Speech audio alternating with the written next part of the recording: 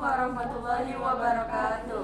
Perkenalkan, nama saya Arini Azhar selaku peneliti 1 dan nama saya Marsha Alfiana Putri selaku peneliti 2. Kami dari SMA Negeri 1 Palembang mengikuti perlombaan peneliti belia tahun 2023. Sebelum itu, kami berterima kasih kepada Bapak Kepala SMA Negeri 1 Palembang dan juga kepada Bapak Tommy Ardiansyah selaku Bapak Pembimbing kami. Kami akan menjelaskan dampak kebijakan kebebasan pers pasca reformasi terhadap pemilu 2024. Tujuannya ialah untuk mengetahui kebebasan pers yang diberikan pemerintah kepada masyarakat masa Orde Baru. Kedua, untuk mengetahui respon masyarakat terhadap kebijakan pers pemerintahan Orde Baru. Yang ketiga, untuk mengetahui hubungan kebijakan pers pada masa Orde Baru terhadap pemilu 2024.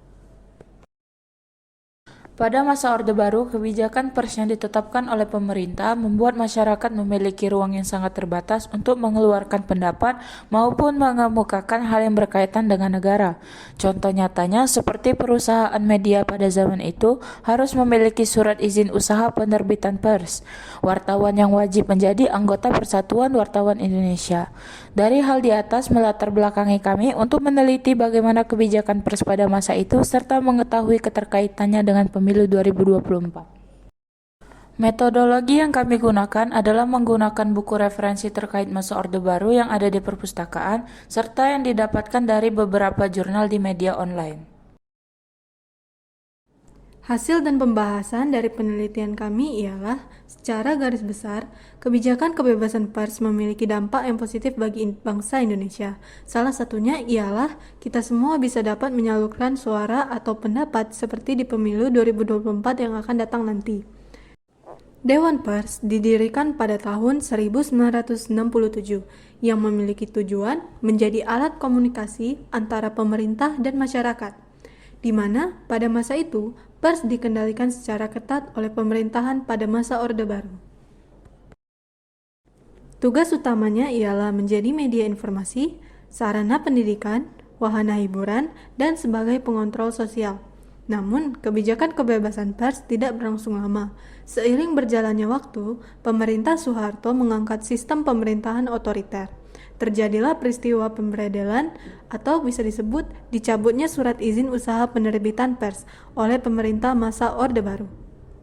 Dikarenakan mereka takut pemberitaan yang dilakukan oleh pers dapat mengancam politik yang ada di Indonesia. Kekuasaan pemerintahan ini menuai banyaknya protes dari kalangan masyarakat, khususnya mahasiswa.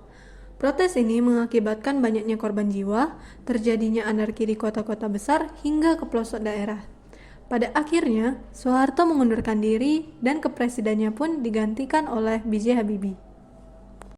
Perlu kita ketahui, tanpa adanya kebebasan kebijakan pers, maka tidak akan ada penyaluran rakyat yang dilakukan berkala.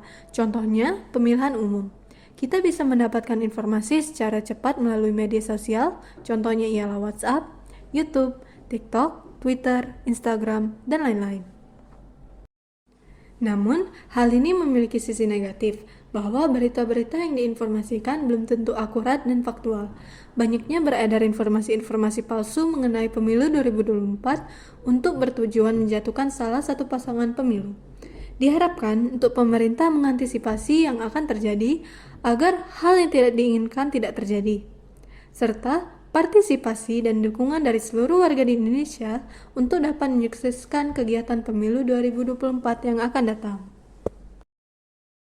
Kesimpulannya ialah kebijakan kebebasan pers memiliki dampak yang besar bagi negara Indonesia yang memicu gerakan unjuk rasa pada pemerintahan Orde Baru.